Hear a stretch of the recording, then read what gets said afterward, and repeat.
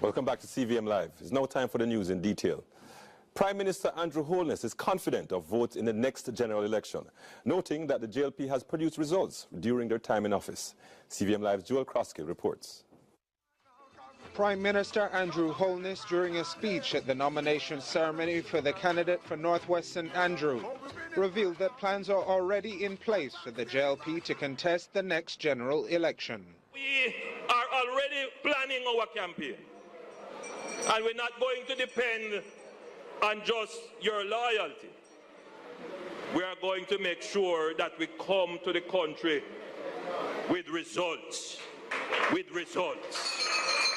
The Prime Minister pointed to several positive trends in the economy as a signal that his administration has been performing while in office. Things are already getting better. The economy is stronger than it has been in decades. Employment is at the lowest it has been in decades. Inflation is trending downwards, and we have transformed our foreign exchange system. You remember one time, the only place the US dollar could go is up. Nowadays, it might go up, but then it starts to go down. One of the transformations the Prime Minister would like to see is that of the Jamaica Constabulary Force. You can't listen to the radio without hearing talk about crime and violence in our society and the need to transform the police force. That transformation is necessary and will be done. We will ensure that Jamaica has a transformed Jamaica Constabulary Force. He says a similar transformation is being undertaken in the justice system as well. Joel Kroski, CVM Live. Dwayne Smith, parish councillor and son of former Northwest St Andrew Member of Parliament Derek Smith, yesterday endorsed the man who was given the green light ahead of him to represent the JLP in the upcoming by-election, Dr. Nigel Clark. As Nika Lewis reports, the party admits there is much to do, but hopes to put the hurt behind them. It was an area council meeting long overdue for the people of Northwest St Andrew, with an ailing MP who recently retired, sending the party to seek an urgent replacement. Councillor Dwayne Smith had hoped to succeed his father, but did not get the party executive's approval. However, he appeared not to be green with envy, just hurt. He stressed the fact that his father sacrificed his health and family for the party, and he hoped to follow suit despite the hurt. There's no greater dream I've had in my life than to represent the people of Northwest St Andrew in Parliament. But again, I will say to you, the party's interest comes first.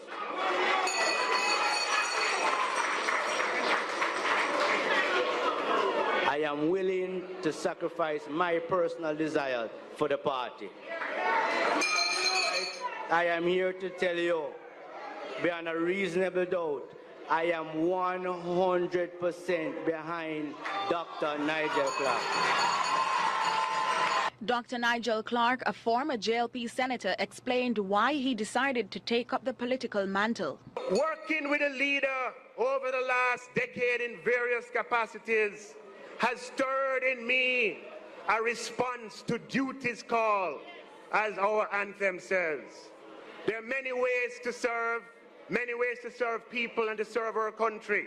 But politics is unique in that, put to good use, it offers the opportunity to do the greatest good for the greatest number of people. So I've offered myself because I want to fight the good fight. Dr. Clark, a Rhodes Scholar, spoke highly of Marcus Garvey and his teachings of advancement, explaining his fight is not with the PNP. After you beat them in the interest of the country, you might have to work with them. So we want to fight the good fight. We are for the poor and we want to fight against poverty. We want to fight the forces that would keep our people in ignorance. We want to fight corruption in all its forms. We want to fight for justice. We want to fight for opportunity. We want to fight for prosperity. Nika Lewis, CVM Live. Grief gripped a section of Clarendon this morning after a young man reportedly chopped his elderly father to death and attempted to set the house ablaze. The man is now in police custody.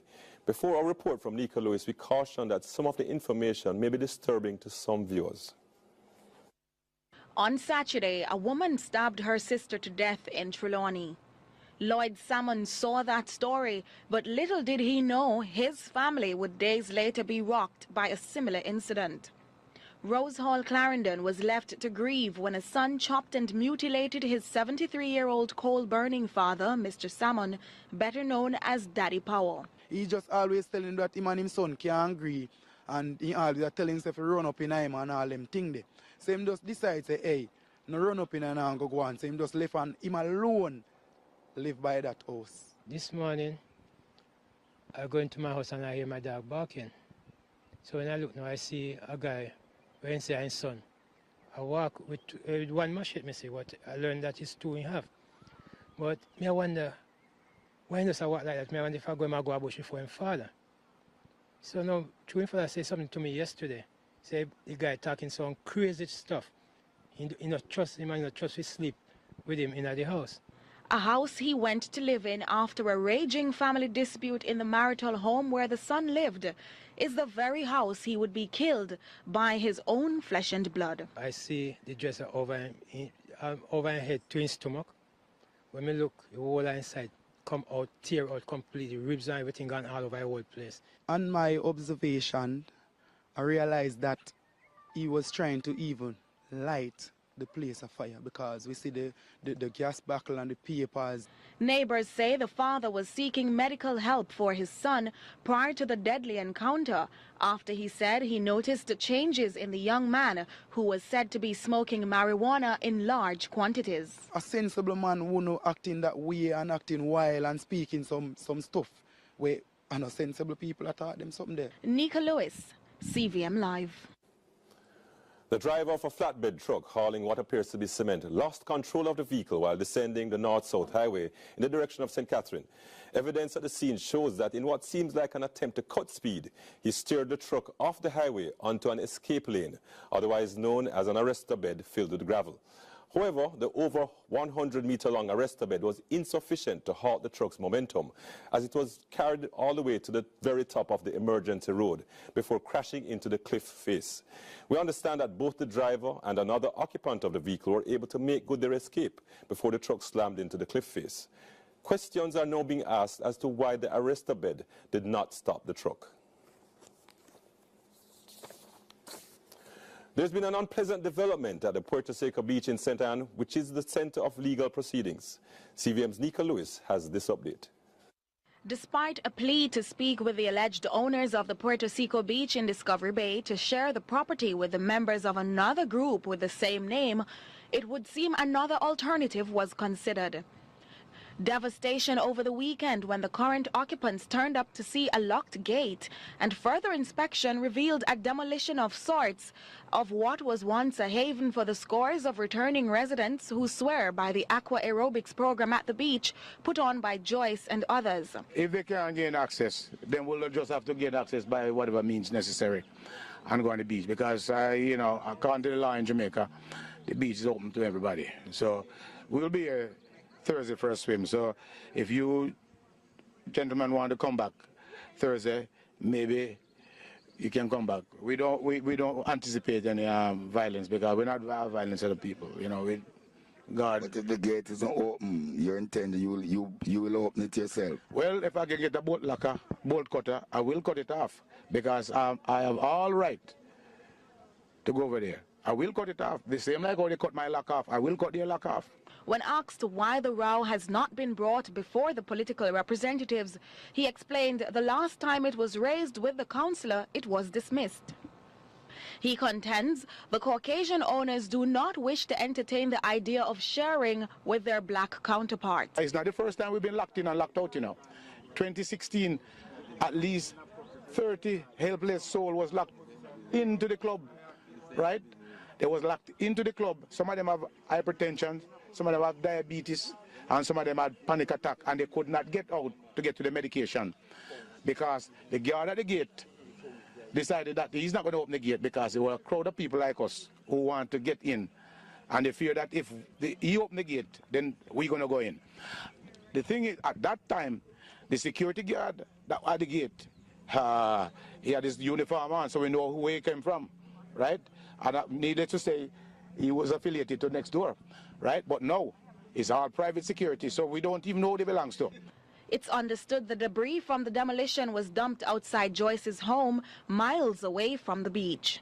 Nika Lewis, CVM Live. Now the police are seeking to lay charges in relation to the dumping, and the seniors and occupants have reportedly retained an attorney and plan to demonstrate on Tuesday. Youth football will be the focus of our CVM probes this week, and today our reporter Wayne Walker takes a look at the developmental aspect of the game at the youth level in Jamaica. In the Caribbean, and by extension the CONCACAF, Jamaica's achievement at the youth level in football can best be described as half-decent, having qualified for at least the 3 age group World Cups. But measure that with the abundance of talent the school system turns out every year, and you wonder why the country doesn't have a much better record of achievement. Wendell Downswell, the current director of football at the JFF, was responsible for taking the last Jamaica team to a youth World Cup, and he believes we can start to solve the problem by playing more games. I think we play enough youth football, and when compared to we would consider the top countries in the world. You understand me? So once we are able to increase the number of quality games that we play, especially at the youth level, because if you look at a youngster between the age of 12 and 15, probably between that we probably play about 25 games, and of those games, how many of those are really high quality games? The Federation has long complained that it is strapped for cash and unable to provide the resource the youth program really needs. But Downswell says despite that, Jamaica, all things considered, can be proud of what it has achieved so far at the youth level. Well, at least 8 units, youth units to fund, and that is not an easy task. If you look at airfare, hotel accommodation and such like to provide for this, the camps for these teams, exorbitant sum of money as it relates to that. So therefore, with the limited resources they have, I think they have been doing a good job over the years. We have qualified for 2, 3 Youth World Cup. One can point to the overwhelming sponsorship from corporate companies. Youth football in countries the likes of the United States, Mexico and Panama get as one of the reasons they do so well on the big stage. Downswell would love that to be the case here in Jamaica, but he doesn't see that anytime soon, if ever. Look at the corporate entities, the major conglomerates in Jamaica. They'll go to the hierarchy, the top, the creme de la creme part of the football arena. Not many people want to willingly invest in youth development, as it is, because that it spans over a longer period of time, and if you notice, they probably don't get that glamorous thing presently. Hopefully, they will be able to buy into the vision of youth development. Cavalier Football Club is currently setting the Red Stripe Premier League alight with its brand of football and the results they're getting. And their technical director, Rudolph Speed, has done it mostly with youth players. And he believes that we have been left behind as a country because we're not treating the sport like the multi-billion-dollar business that it is. A lot of very important details, especially the business of football. We have not capitalized on that. Generally, our GDP in football is still somewhere about 500, 600 million a year. The world GDP on football is over 500 billion. So if you just do the quick maths, we should be earning over $2 billion per year for Jamaica, somewhat there on average. Tomorrow, we will chat with the former national under-17 coach Andrew Edwards to get his perspective. For CVM Probes, I'm Wayne Walker. Time to go overseas for a look at the regional and international news. Thanks, Richard. Now for regional news. In Barbados, a Jamaican national, Leon Davis, will spend the next 12 months in a Barbados prison after pleading guilty to trafficking cannabis. 20-year-old Davis arrived in Barbados on Tuesday, January 30, and after clearing immigration was interviewed by members of the drug squad. He was subsequently referred to a hospital where he passed out a total of 35 transparent plastic wrappings containing cannabis. In Trinidad and Tobago, 4 18-year-olds and a 17-year-old were held with a pistol, a revolver, and a quantity of ammunition during an anti-crime exercise in the Arima district on Sunday. CTV Trinidad has this report. The items were seized by officers of the Northern Division Task Force. According to the TTPS, officers were on mobile patrol on Sunday morning when they observed a black Nissan Almera with 5 occupants proceeding along Gera Road, Calvary Hill, Arima. We're told upon seeing the officers, the occupants of the vehicle started acting suspiciously. The car was intercepted a short distance away and a search conducted. The search resulted in 1 black and silver colored Glock pistol loaded with a magazine containing 3 rounds of .40mm ammunition and a brown colored revolver being discovered in the vehicle. And on the international scene, the Maldives government has declared a 15-day state of emergency as political tensions on the island nation continue to intensify. Al Jazeera tells us more. Opposition politicians film outside Male's criminal court, waiting to hear the fate of their colleagues Ilham Ahmed and Abdullah Sanan. They were arrested and charged with bribery upon arriving in the country on Sunday. A judge dropped the charges and released them. They are 2 of nearly 20 politicians affected by a Supreme Court ruling that has created a political crisis in the island nation. Maldivians celebrated on Thursday when their top court called for the retrial of 9 opposition politicians, including exiled former President Mohamed Nasheed. And the judges reinstated 12 MPs who had lost their seats for siding with the opposition. But one day of celebration soon turned into 4 nights of protests when President Abdullah Yameen refused to comply with the ruling. Parliament was scheduled to reconvene after a recess on Monday, but the President said it would be closed indefinitely and imposed a state of emergency for 15 days. That's it for regional and international news. I am Nicole Wilson. Back to you, Richard. Thanks, Nicole. Those were the major stories this evening, but News Live in 5 will come your way later on in the program with Joel Croskill. But coming up next, more followed from